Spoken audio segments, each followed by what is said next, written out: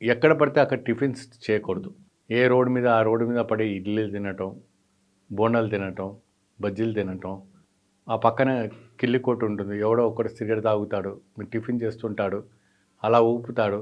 ఆ పొగ వాసన అంతా అక్కడ వస్తూ ఉంటుంది. మాల ఉంటుంది. ఎంత అపవిత్రం అవుతుంది. ఇది బాగా దృష్టిలో పెట్టుకోండి. ఇది ఏదైనా కూడా మనకు వచ్చినటువంటి మెయిల్ మెసేజ్ ద్వారా ధర్మ సందేహాలు రావటం అనేది జరుగుతుంది కాబట్టి చెప్పడం జరుగుతుంది. సో ఈ నిబంధనలన్నీ కూడాను మీ మంచి గురించే. మీరు చెడిపోకూడదు, మీ ఒక దీర్ఘాయుష్యుగా ఉంటారు, ఆరోగ్యంగా ఉంటారు కాబట్టి చెప్పడం అనేది జరుగుతూ ఉంటుంది. ఈ యొక్క కార్యక్రమం ద్వారా మీరు వీడియో చూస్తున్నారంటేనే మీ యొక్క జీవితంలో మంచి మార్పు జరుగుతున్నట్టుగా నేను భావిస్తున్నాను. ఎందుకంటే ఈ యొక్క అద్భుతమైనటువంటి ఫలితం ఈ యొక్క జీవితంలో మీకు మంచి వెలుగును చూపించబోతుంది.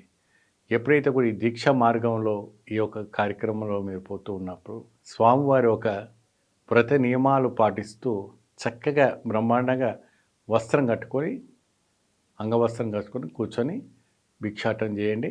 మంచి ఫలితం లభిస్తుంది. మంచి యోగదాయకం వస్తుంది.